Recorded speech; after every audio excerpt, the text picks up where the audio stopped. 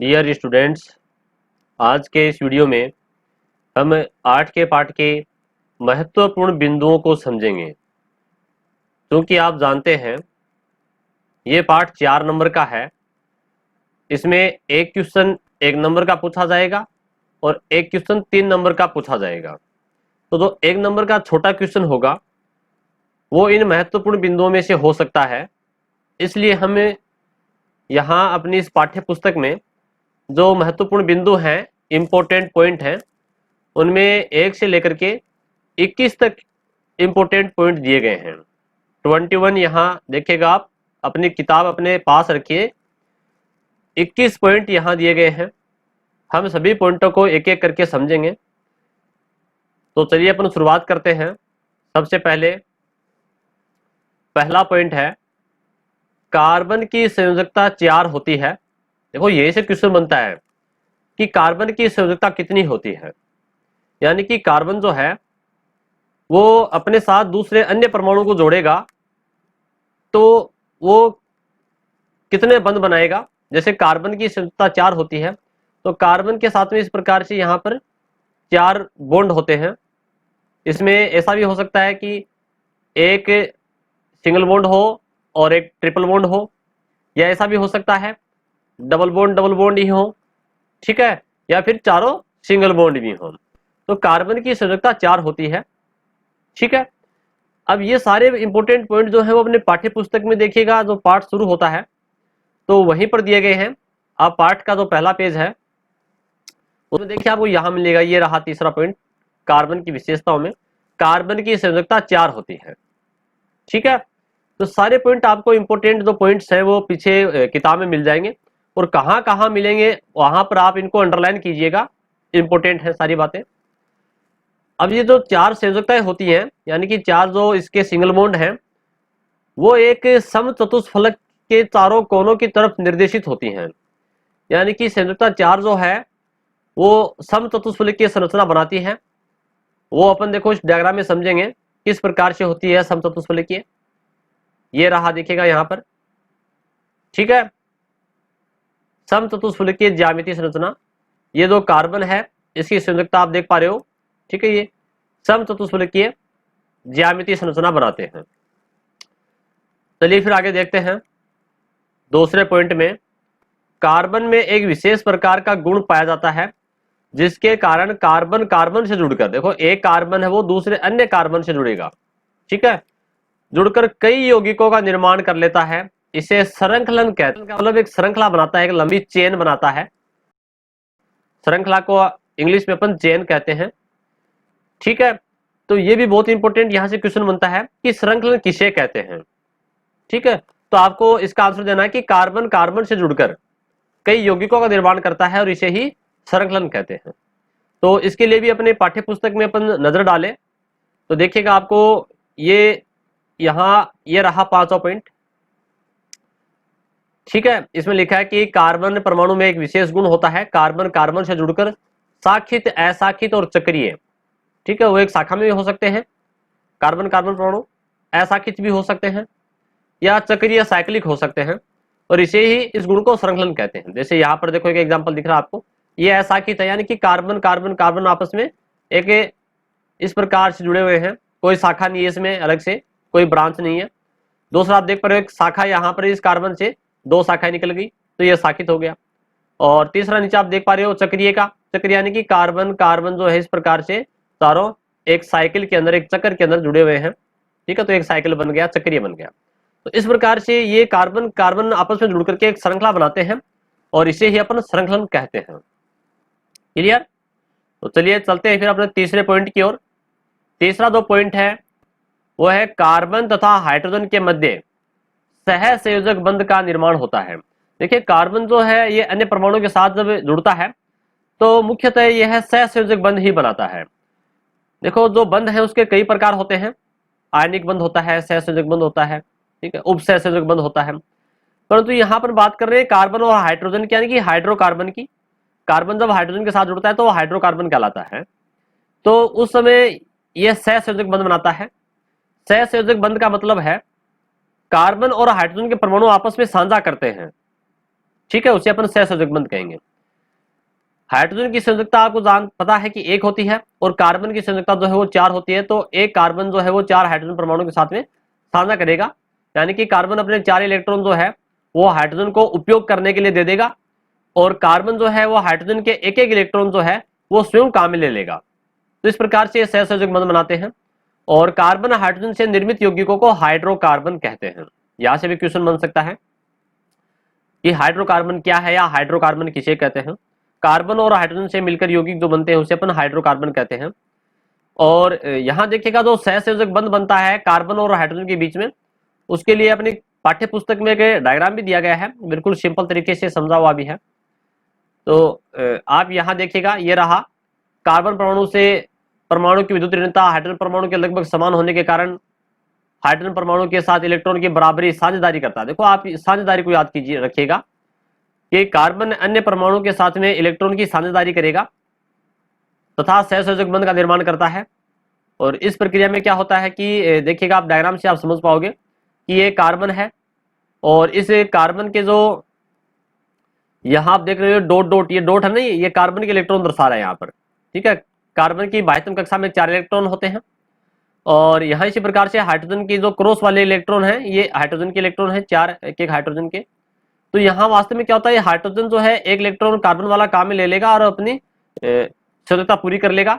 ये हाइड्रोजन भी इस प्रकार से ऐसा ही करेगा, चारों हाइड्रोजन इसी प्रकार से कार्बन के एक एक इलेक्ट्रॉन लेकर के अपनी संयोजकता पूरी करेंगे।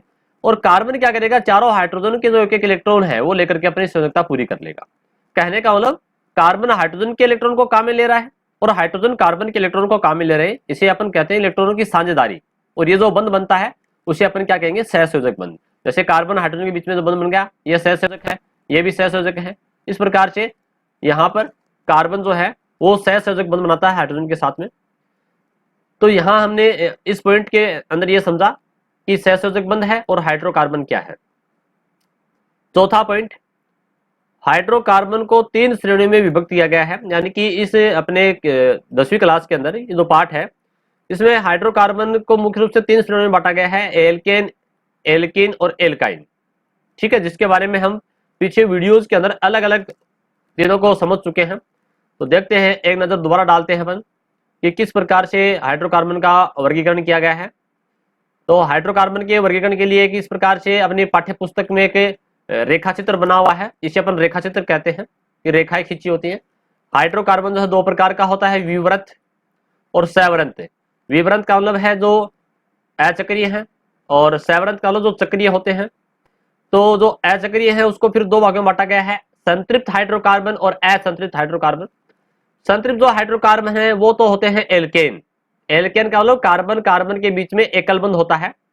ठीक है, और असंतृप्त को 2 भागों में बांटा गया है, एल्कीन और एल्काइन। तो एल्कीन में क्या होगा, कार्बन कार्बन के बीच में डबल बॉन्ड होगा और एल्काइन में कार्बन कार्बन के बीच में ट्रिपल बॉन्ड होगा। ठीक है, तो इस प्रकार से ये अपना जो क्लासिफिकेशन है इसका वर्गीकरण है उसको अपन यहाँ 3 भागों में बांटते हैं। अब एक एक को समझेंगे। 5वें पॉइंट में पहले एल्केन की बात करेंगे, फिर इसी के अंदर एल्कीन की, इसी में फिर एल्काइन की बात करेंगे। तो पहले एल्केन की में क्या लिखा है, एल्केन में कार्बन कार्बन एकल बंध होता है और एल्कीन में कार्बन कार्बन के बीच में द्विबंध यानी कि डबल बॉन्ड होता है और एल्काइन में कार्बन कार्बन के बीच में त्रिबंध पाया जाता है। तो इस प्रकार से हमने इनके कार्बन के बीच में जो बंध होते हैं उसके आधार पर इनको समझा। छठा जो पॉइंट है वो ये है कि कार्बनिक यौगिकों का नामकरण मुख्यतः 3 विधियों में करते हैं। जो कार्बनिक यौगिक हैं और यहाँ अपनी पाठ्य पुस्तक में मुख्य रूप से जो कार्बनिक यौगिक हैं वो हाइड्रोकार्बन है, यानी कि कार्बन और हाइड्रोजन से बने यौगिक हैं। तो इनका वर्गीकरण जो है वो नामकरण, इनका नामकरण मुख्य रूप से 3 पत्तियों में किया जाता है, रूढ़ पद्धति, व्युत्पन्न पत्ति और आईयूपीएसी पत्ति। ठीक है, तो तीनों के बारे में हमने अलग अलग वीडियो पहले से डाल रखे हैं, आप चाहे तो वहां भी देख सकते हो पिछले वीडियोस के अंदर। तो इनके बारे में थोड़ा सा अपन शॉर्ट में एक बार दोबारा समझ लेते हैं कि रूढ़ पत्ति क्या है, व्युत्पन्न क्या है, आईयूपीएसी क्या है। तो देखिए अपनी पाठ्य पुस्तक में चलते हैं अपन, अपनी पुस्तक में अपन नजर डालें तो देखिएगा यहाँ पर ये रहा कार्बनिक यौगिकों की नाम पत्ती, रूढ़ पत्ती, व्युत्पन्न और आईयूपीएसी। पहले अपन बात करेंगे रूढ़ पत्ती की। तो देखो ये लिखा है, रूढ़ पत्ती का मतलब है इस पत्ती में कार्बनिक यौगिकों का नामकरण उनके प्राकृतिक स्रोत के आधार पर या गुणों के आधार पर करते हैं कि वह प्रकृति में किससे प्राप्त होते हैं, उसके आधार पर प्राप्त करते हैं। जैसे ये मेथेन है CH4, ठीक है, इसे अपन मार्स गैस कहते हैं, इसका रूढ़ पत्ती में नाम मार्स गैस है। मार्स का मतलब क्या होता है, ऐसी गैस जो दलदल क्षेत्र से प्राप्त होती है उसे मार्स गैस कहते हैं। तो इसका ये प्राकृतिक स्रोत हो गया जहां से प्राप्त होती है, ठीक है, क्योंकि दलदल वाले स्थान को मार्सी स्थल कहते हैं, तो उसे अपन रूढ़ पत्ती के द्वारा जानते हैं। दूसरा अपना जो है वो है व्युत्पन्न पत्ती। इस पत्ती में क्या होता है कि कार्बनिक यौगिकों का नामकरण उनके सरल यौगिकों के व्युत्पन्न मानकर किया जाता है, जो सरल है, बिल्कुल सिंपल है, उससे उसका नामकरण किया जाता है। तीसरा जो इंपॉर्टेंट है वो है IUPAC पत्ती। अब देखो IUPAC का पूरा नाम जो है ये भी बोर्ड परीक्षा में कई बार पूछा गया है, तो आपको इसका पूरा नाम जरूर याद रखना है। इंटरनेशनल, आई का मतलब international union of pure and applied chemistry, जो कि अपने यहाँ शुरू में देखिएगा, यहाँ पर जब अपने ये रहा IUPAC का पूरा नाम international union of pure and applied chemistry, ठीक है। ये फुल फॉर्म जो है IUPAC की कई बार बोर्ड परीक्षा में पूछी गई है, तो ये भी आपको याद रखनी है। और IUPAC के लिए भी अपन ने अलग से एक पूरा वीडियो डाल रखा है, उसके द्वारा नामकरण अपन ने पूरा समझ रखा है, वो आगे प्रश्न उत्तरों में अपन दोबारा देख लेंगे। सातवां पॉइंट है, ये बता रहा है कि IUPAC जो पत्ती है वर्तमान में प्रचलित सर्वमान्य है, यानी कि सभी देशों के अंदर, क्योंकि इंटरनेशनल है, आई का मतलब इंटरनेशनल, अंतरराष्ट्रीय, सारे देश इसी के अनुसार कार्बनिक यौगिकों का नामकरण करते हैं। पहले तो क्या होता था कि अलग अलग देशों की भाषा ही अलग अलग है, तो जिसके कारण उनके यौगिकों के नाम भी अलग अलग मिलेंगे, ठीक है। उसी प्रकार से जिस प्रकार से रसायन विज्ञान में अपन यौगिकों के नाम एक रखते हैं अंतरराष्ट्रीय स्तर पर, उसी प्रकार से पेड़ पौधे और जीव जंतु के नाम भी जो है, वैज्ञानिक नाम है, वो एक ही मिलेंगे आपको पूरे वर्ल्ड के अंदर, चाहे आप किसी देश में चले जाइए। जैसे मक्का का नाम जियामेज है, तो जियामेज ही मिलेगा आपको, चाहे इंडिया में, श्रीलंका में, अमेरिका में या इंग्लैंड में, कहीं चले जाइए आप, ठीक है। तो इस प्रकार से हमने IUPAC जो पत्ती है उसका पूरा नाम फुल फॉर्म देखी। और आठवां जो पॉइंट है वो है कार्बन के मुख्यतः दो प्रकार के अपर रूप पाए जाते हैं। ये अपर रूप एक साथ, ये पूरा नाम अपर रूप। देखो कार्बन एक आपको पता है कि एक तत्व है, और उसके दो प्रकार के अपरूप है, क्रिस्टलीय और अक्रिस्टलीय। इसके लिए भी हमने अपनी जो पाठ्य पुस्तक है मैं आपको वहां लिए चलता हूं उस पेज के ऊपर। जब भी आप ये पढ़ रहे होते हैं तो आप अपनी किताब अपने पास रखिएगा, आपको पढ़ने में थोड़ा आसानी रहेगी। तो देखिएगा कार्बन के जो अपर रूप हैं उसके लिए यहाँ पर ये रहा एक रेखा चित्र कि कार्बन है उसके दो अपर रूप है, क्रिस्टलीय और अक्रिस्टलीय। क्रिस्टलीय का मतलब होता है जिसमें कार्बन जो है वो एक निश्चित ज्यामिति में होते हैं, उनके बीच में एक निश्चित बंद कोण होता है, ठीक है, वो क्रिस्टलीय अपर रूप कहलाएंगे। और जो निश्चित ज्यामिति में नहीं होते हैं वो अक्रिस्टलीय होते हैं। तो क्रिस्टलीय जो अपरूप है वो अपने विस्तार से इस पाठ में दिए गए हैं। हीरा है, ग्रेफाइट है और फुलरिन है। तीनों के बारे में अपने पहले अलग अलग वीडियो डाल रखे हैं, चाहे तो आप उनका भी सहारा ले सकते हैं, पीछे देख सकते हैं। तो क्वेश्चन आ सकता है बोर्ड परीक्षा में कि कार्बन के कितने अपरूप हैं, तो क्रिस्टलीय और अक्रिस्टलीय। और कई बार पूछा भी गया है कार्बन के किसी 3 क्रिस्टलीय अपरूपों के नाम लिखिए या अक्रिस्टलीय अपरूपों के नाम लिखिए, ठीक है। तो आप इस रेखा चित्र में आप इसको कर सकते हो देख करके। तो क्रिस्टलीय अपरूप की बात कर रहे हैं यहाँ, जो क्रिस्टलीय अपरूप है हीरा, ग्रेफाइट और फुलरिन, उनके बारे में पहले भी विस्तार से पढ़ चुके हैं। यहाँ पर भी एक एक लाइन जो इंपॉर्टेंट है, महत्वपूर्ण पॉइंटों में वो दी गई है तीनों के बारे में। पहले अपन बात करेंगे 10वें पॉइंट में हीरा के बारे में। देखो पहले हीरा है, फिर ग्रेफाइट है, फिर फुलरिन है। तीनों के बारे में 3 अलग अलग पॉइंट बने हुए हैं। हीरा ज्ञात पदार्थों में सर्वाधिक कठोर, सबसे कठोर पदार्थ प्रकृति के अंदर हीरा ही है।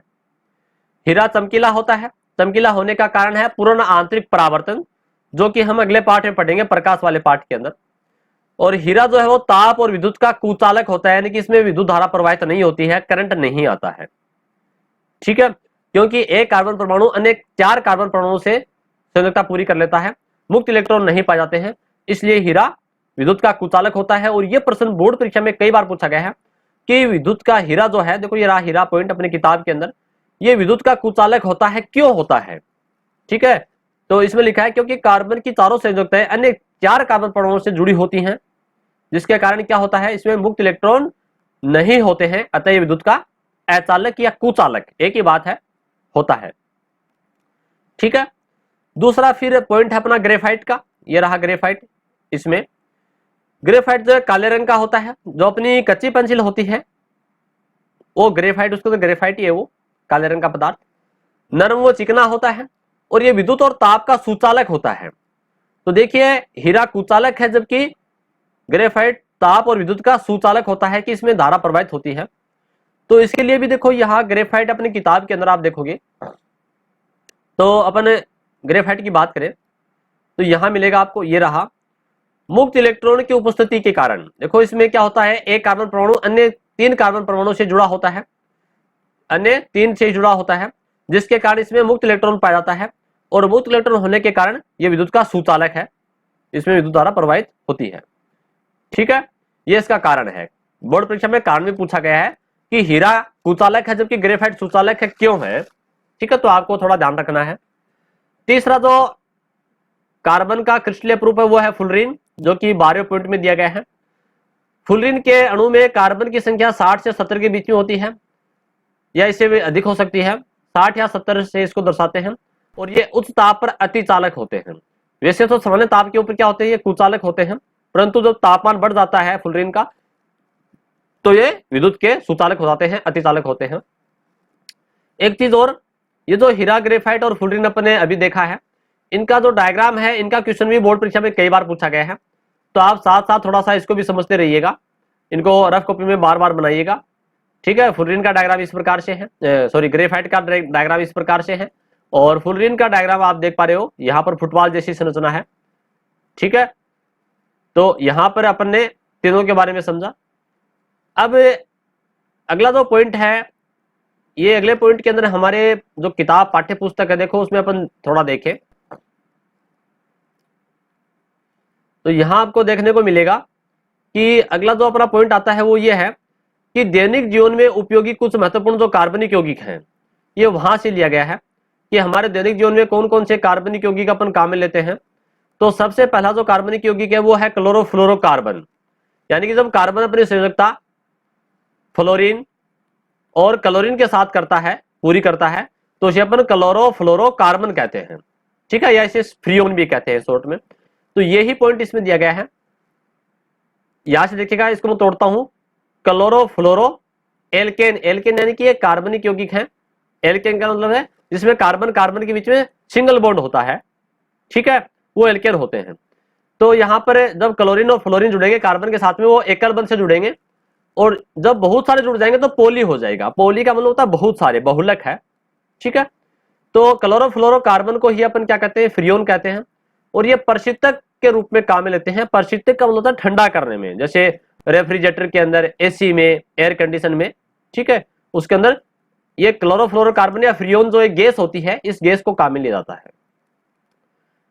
अब इसी प्रकार से अगला जो कार्बनिक यौगिक है वो है सीएनजी, जिसे अपन संपीड़ित प्राकृतिक गैस कहते हैं। इसका भी पूरा नाम बोर्ड परीक्षा में कई बार पूछा गया है कि सीएनजी क्या है। ठीक है, कंप्रेस्ड नेचुरल गैस। देखिएगा अपनी किताब में ये रहा, सीएनजी कंप्रेस्ड नेचुरल गैस, संपीड़ित प्राकृतिक गैस। ठीक है, इसकी फुल फॉर्म भी कई बार पूछी गई है, 1 नंबर का क्वेश्चन बनता है। और इसका उपयोग ईंधन के रूप में, ईंधन का मतलब है मोटर गाड़ियों के अंदर आजकल पेट्रोल डीजल की जगह इस सीएनजी को काम में लेते हैं। इसका फायदा यह है, इससे प्रदूषण कम फैलता है, धुआं कम निकलता है। ठीक है, तो वाहनों में पेट्रोल और डीजल के विकल्प के रूप में, विकल्प का मतलब दूसरा ऑप्शन है अपने पास। ठीक है, पेट्रोल डीजल की जगह इसको काम में लेना शुरू कर दिया है। और 15 जो पॉइंट है वो है बहुलक के बारे में, कि छोटे छोटे सरल अणु मिलकर के एक बड़ा अणु बनाते हैं, और इस प्रक्रिया को बहुलीकरण कहते हैं, और बनने वाले अणु को बहुलक कहते हैं। छोटे अणु एक को अपन एकलक कहते हैं और बड़े अणुओं को बहुलक कहते हैं। बहुलक जो है वो 2 प्रकार के होते हैं। प्रकृति में जो अपने आप बनते हैं वो तो है प्राकृतिक बहुलक, और जो मनुष्य द्वारा प्रयोगशाला में बनाए जाते हैं उन्हें अपन संश्लेषित बहुलक या कृत्रिम बहुलक कहते हैं। ये भी देखिएगा अपनी पाठ्य पुस्तक में, जो कार्बनिक यौगिकों के महत्वपूर्ण जो उपयोग हैं उसके अंदर ये रहा बहुलक, जिसे अंग्रेजी में पॉलीमर कहते हैं। और आप देख पा रहे हैं यहाँ पर प्राकृतिक और संश्लेषित 2 प्रकार के हैं। प्रकृति में अपने आप बनते हैं वो तो प्राकृतिक कहलाएंगे, जैसे प्राकृतिक रबड़। ठीक है, तो यहाँ अपन देखेंगे अपन महत्वपूर्ण बिंदुओं के अंदर। पहले देखो यहाँ पर ये संश्लेषित की बात कर रहा है, नायलॉन 66 है, टेरिलिन है, रेयोन है। ये प्रमुख रूप से संश्लेषित बहुलक हैं जो प्रयोगशाला में बनाए गए हैं। और ये कृत्रिम रेशे हैं, रेशों के प्रकार हैं, और इनके बारे में हमने अलग से एक वीडियो डाल रखा है कृत्रिम रेशों के बारे में। जिसमें नायलॉन 66, टेरिलिन और रेयन किस प्रकार से बनाए जाते हैं, पूरी प्रक्रिया अपन ने वीडियो में समझा रखी है, उसको आप देख सकते हो। 18वां जो पॉइंट है वो है पॉलीथीन विनाइल क्लोराइड, इसको अपन पीवीसी कहते हैं शॉर्ट में, पीवीसी पॉलीविनाइल क्लोराइड। आर्लोन, पॉलीस्टीरीन, ठीक है, आदि महत्वपूर्ण प्लास्टिक हैं, ये कृत्रिम प्लास्टिक हैं, संश्लेषित बहुलक हैं, ठीक है, उनके बारे में अपन ने डाल रखा है। तो देखो किताब के अंदर भी अपन बात करें तो यहां ये रहे संश्लेषित बहुलक, जिसमें अपन ने पहले बात की है कृत्रिम रेशों में नायलॉन 66, टेरिलिन और रेयन की। नायलॉन 66 किस प्रकार से बना जाता है, टेरिलिन कैसे बनता है उसके बारे में पूरा समझा अपन ने, ठीक है, रेयन कैसे बनता है उसके लिए अपन ने अलग से वीडियो डाल रखा है। फिर अपन बात करते हैं इसमें प्लास्टिक की, तो प्लास्टिक के अंदर भी अपन ने पॉलीथीन जो है उसके बारे में पूरे एक वीडियो डाल रखा है। पॉलीविनाइल क्लोराइड पीवीसी के बारे में डाल रखा है। पॉली एक्रिलोनाइट्राइल के बारे में अपन ने एक वीडियो डाल रखा है। और इसी प्रकार से हमने यहाँ पर पॉलीस्टाइरिन के बारे में भी एक वीडियो अलग से डाल रखा है। तो ये सारे अपन ने प्लास्टिक और रेसे के बारे में पढ़ा। इसी प्रकार से प्राकृतिक के अंदर जो प्राकृतिक बहुलक है उसके अंदर प्राकृतिक रबड़ जो प्राप्त होता है वो एक पेड़ से प्राप्त होता है। वो जो पेड़ है उस पेड़ से जो द्रव निकलता है, लिक्विड निकलता है, तरल पदार्थ, उसे अपन लेटेक्स कहते हैं। देखिएगा ये रहा, ठीक है, रबड़ छीर या लेटेक्स कहते हैं। और इसमें मुख्य रूप से आइसोप्रीन होता है। आइसोप्रीन एक मोनोमर है, यानी कि एकलक है, और बहुत सारे जब आइसोप्रीन के अणु मिलेंगे तो बहुलक बन जाएगा, ठीक है। यानी कि कहने का मतलब आइसोप्रीन के बहुत सारे अणु मिलकर के प्राकृतिक रबड़ जो है उसका निर्माण करेंगे, उसका संश्लेषण करेंगे, ठीक है, पॉली आइसोप्रीन प्राकृतिक रबड़ बन जाता है। तो इस प्रकार से प्राकृतिक रबड़ और जिस प्रकार से बनता है उसी तरह अपन क्या करते हैं कि कृत्रिम रबड़ भी बनाते हैं प्रयोगशाला में, जिसका नाम ब्यूना एन और ब्यूना एस है। इससे पिछला जो वीडियो था उसके अंदर अपन ने इसके बारे में विस्तार से समझा कि संश्लेषित रबड़ जो है वो दो प्रकार है, ब्यूना एस और ब्यूना एन, उनके बारे में पढ़ा था। और ये जो प्राकृतिक रबड़ है ये नरम होता है, लचीला होता है, इसलिए इस प्राकृतिक रबड़ की गुणवत्ता यानी कि क्वालिटी बढ़ाने के लिए और तन्यता, ताकि इसको अपन खींचे तो टूटे नहीं, तन्यता की सामर्थ्य बढ़ाने के लिए इसमें सल्फर गैस मिलाते हैं। सल्फर बोल दीजिए या गंधक बोल दीजिए, एक ही बात है, ठीक है। और इसे अपन वल्कनीकरण कहते हैं। ये क्वेश्चन बोर्ड परीक्षा में कई बार पूछा गया है, बहुत इंपॉर्टेंट है, आप इंपॉर्टेंट लगा लीजिए। कई स्टूडेंट्स के कमेंट्स आते हैं, सर हमें इंपॉर्टेंट पॉइंट्स बताइए, इंपॉर्टेंट क्वेश्चन बताइए, तो मैं बार बार ये आपको बताता रहता हूँ कि इंपॉर्टेंट है। बोर्ड परीक्षा में जो पूछे गए वही अक्सर बार बार रिपीट होते रहते हैं। तो वल्कनीकरण किसे कहते हैं? प्राकृतिक रबड़ की गुणवत्ता और तनन सामर्थ्य बढ़ाने के लिए जब उसमें सल्फर या गंधक मिलाते हैं और गर्म करते हैं तो उससे अपन वल्कनीकरण कहते हैं। और ये तो प्राकृतिक रबड़ था। पॉइंट 19वां 20वां 21वां पॉइंट जो है वो ब्यूना एस और ब्यूना एन का है। उसके बारे में जो अपनी पाठ्य पुस्तक है, अपनी जो किताब है, उस किताब में सबसे लास्ट का जो पॉइंट है वो है, देखो ये रहा संश्लेषित रबड़ ब्यूना एस और ब्यूना एन। ये किस प्रकार से बनता है इसके लिए पूरा एक वीडियो अपने अलग से डाल रखा है। इससे पिछला वीडियो अपने डाला था, वो आप समझ सकते हो। इस प्रकार से जो महत्वपूर्ण पॉइंट थे, अपने इंपॉर्टेंट बिंदु थे इसमें, वो 21 पॉइंट अपने यहां समझे, क्योंकि इस पाठ में एक नंबर का छोटा क्वेश्चन बन सकता है, इसलिए अपने सारे पॉइंट यहां समझे हैं। नेक्स्ट वीडियो जो होगा वो अपने इसके जो क्वेश्चन प्रश्न उत्तर है उनके लिए होगा, और मुख्य रूप से ऑब्जेक्टिव टाइप के जो क्वेश्चन हैं उनके लिए होगा। परंतु बोर्ड परीक्षा में ऑब्जेक्टिव क्वेश्चन नहीं पूछे जाएंगे।